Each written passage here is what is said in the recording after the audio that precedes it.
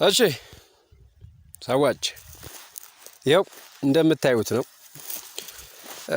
ይሄ አካባቢ በጣም በርካታ የምትሏቸው ተክሎችን ይዟል። ወደ ታች ደግሞ የስነ ምህዳሩ ውበቱ በጣም የሚያምር ነው። ጋራ ሸንተረሩ በእጽዋቶች የተሸፈነ ነው። ምንም የተጋለጠ ነገር የለውም።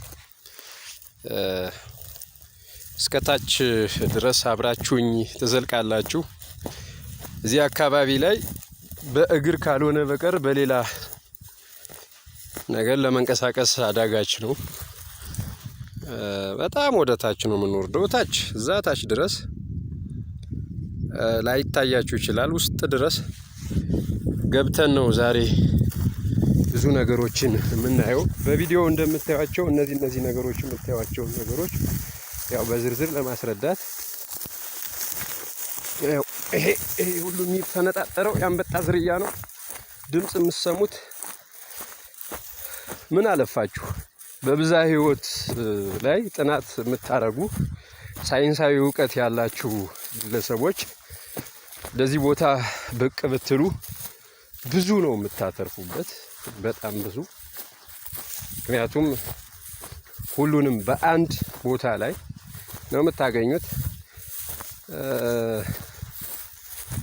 እንደውም ለኔ ከሰሜን ብሔራዊ ፓርክ ይልቅ ይሄ ቦታ እንትን ይለኛል። ይሄ አሁን ከሰዎች ንክኪ ነፃ ነው። በራሱ ባለው በአካባቢው በሚኖረው በግብርና ህይወት ውስጥ በሚተዳደር በአርሶ አደሮቹ ነው የሚጠበቀው። ከከብቶች ንክኪ ነፃ ተደርጎ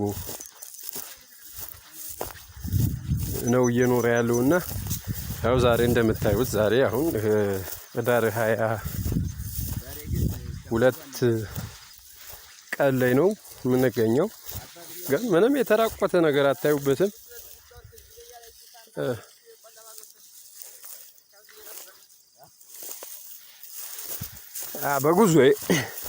በጉዟችን ብዙ ነገር ነው እናስዳስታችሁ። በዚህ ቪዲዮ ውስጥ እንደምትመለከቷቸው እነዚህ ወዳድቀው የምታያቸው ዶግ ነው የምንለው። ይሄ ጸረ አህምኖን የሚባለው ነው። የከሴ ዘር 20 አይነት የከሴ ዝርያዎች እዚህ ያሉ። ከሴ ሆኖ ዝርዝራቸው በከሴ ቤተሰብ የሚስተዳደሩ እነ ኮሰረት ሳይቀሩ እዚህ ቦታ ላይ አሉ። ያ ኮሰረት ስንት እንደሆነ ታውቃላችሁ? ከተማ አካባቢ ላይ የምትኖሩ ሰዎች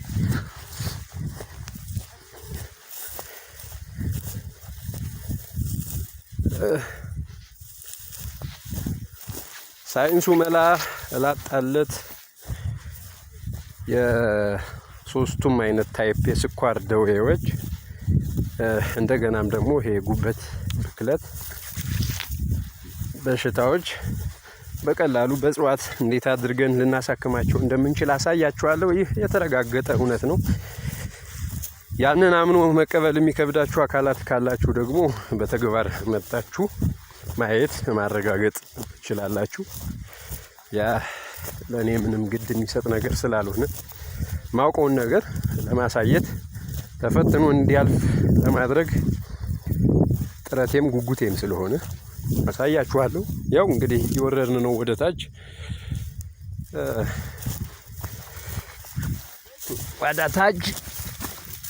ይህ የቆላ አባሎ ነው የምትመለከቱት። የቆላ አባሎ አበበውና ተቀጽለው ለለምጥ ስጋ ደዌ ማከሚያ ይውላል። ማታውቁ ሰዎች ካላችሁ እዚህ ፊት ለፊታችን ሰነፍ ጥንጁት የሚባለው ገረም ጥንጁት አለ።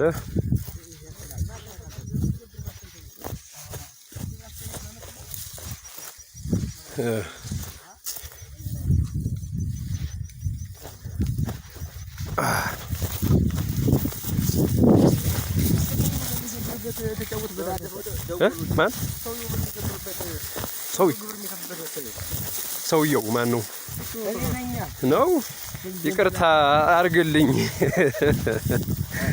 ስለዚህ አንተም አንዱ አካል ስለሆን ከዚህ ጋር መለጠ ገባ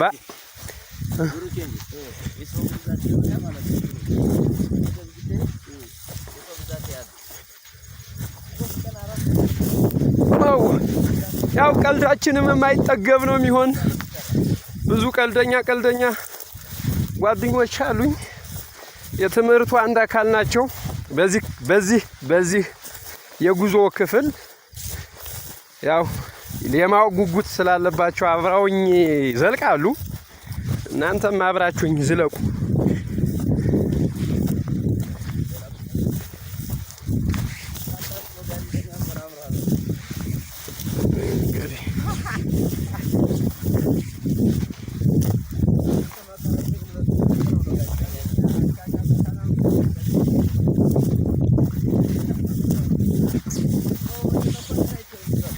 አይ አሁን ወንድሜ እኔ በማውቀው መንገድ ልክ ነው ነገሮችን ለመግለጽ እየጣርኩ ያለሁት። እንደምትሰሙት የሰውዬ ጋዜጠኛ ሊያረገኝም እየሞከረ ነው። ይኸውላችሁ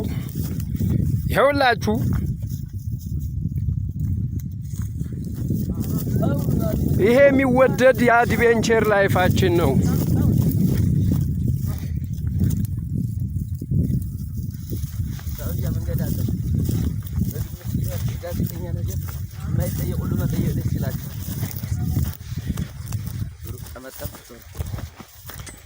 ይህ በጥያቄ የሚያጣድፈኝ ሰው መርጌታ አስተሬ ነው የሚባል።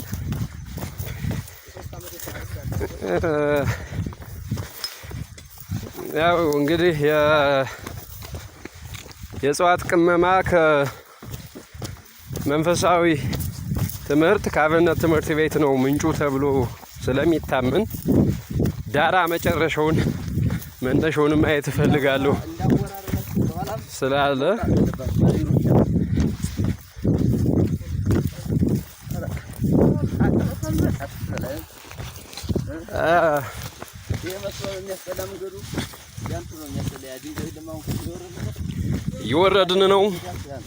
እየወረድን ነው ተመልካቾቻችን።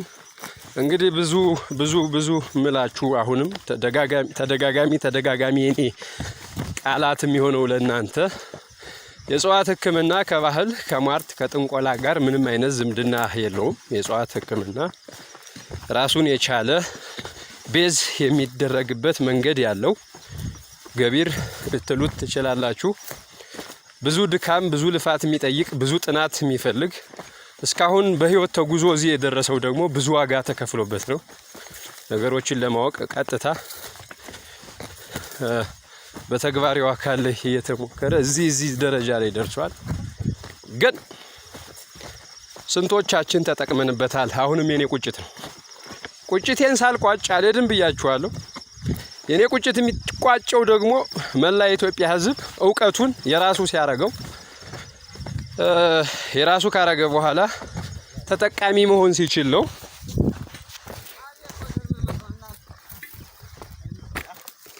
የወረድነ ነው፣ ወደ ታች ነው የምንወርደው።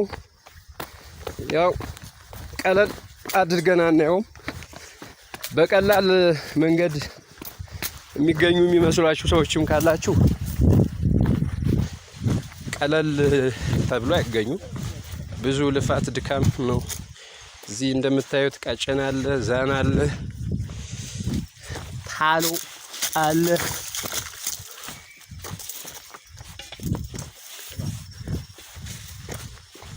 ምን ትመገባላችሁ ብትሉን ያው ቆቅም ጅግራም አለ ሳንበድል በቀን አንድ።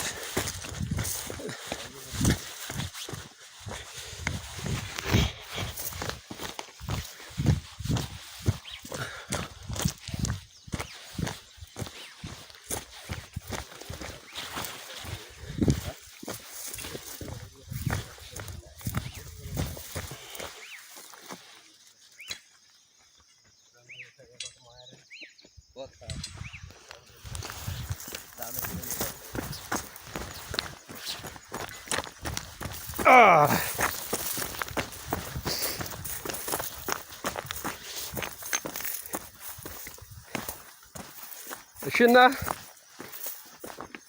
ወጀውላችሁ ታሎ ነው የሚባለው። ይሄ ታሎ ይባላል። ይሄ ሴት ቀስት ወይም ቀስታንቻ እንለዋለን። የፊንጢጣ ክንታሮት በመገላገል ይታወቃል። የዛር መናፍስቶችንም በማባረር አንደኛ ነው። ራሳችሁን ለባዕድ ነገር የምታስገዙ ሰዎች ካላችሁ መለወዚጽ አይጠፋም።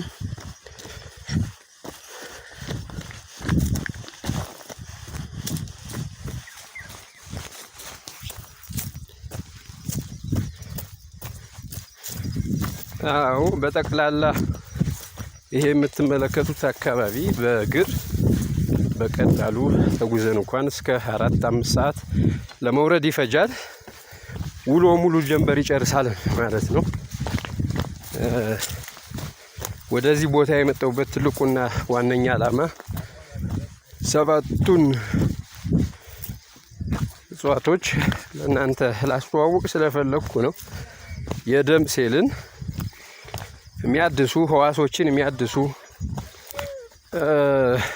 የሰው ልጅም እንዲሁም በህይወት ለማቆየት ከፍተኛ የሆነ አስተዋጽኦ ያሏቸውን ተክሎች ለማሳየት ስለፈለኩ ነው። ያው እንደምትመለከቱት እንዲህ በቀረጻም ስታዩት ቀላል ሊመስላችሁ ይችላል እንጂ በጣም ርቀት ነው ያለው። ወደ ላይ የመጣንበትን እንዲህ ላሳያችሁ ብሞክር አንጨርሰውም፣ ወጠን አይታየንም ሁሉ። ይህ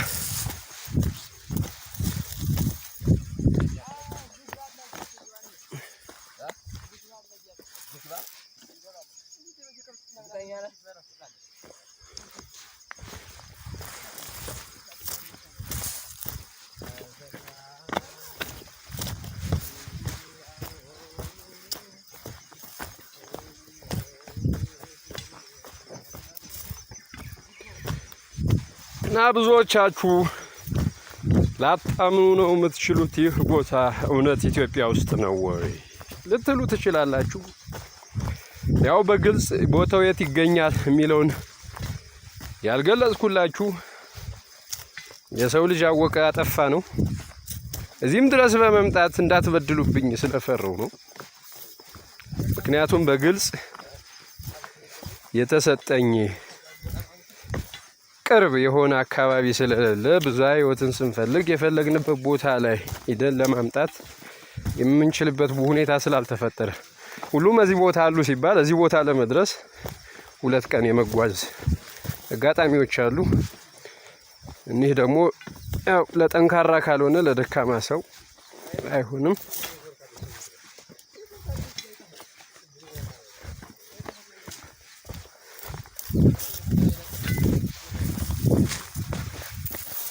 የኛ ሀገር መንግስት እዚህ አካባቢ ላይ ኔትወርክ እንዲሰራ አድርጓል። እንደው ለዚህ ነገራችሁ ዜር ይስጥልን። የምትመጡ አካላት እንኳን ከኮኔክሽን ነፃ አትሆኑም። ስለማትሆኑ የኔ አይን ላይ ካለ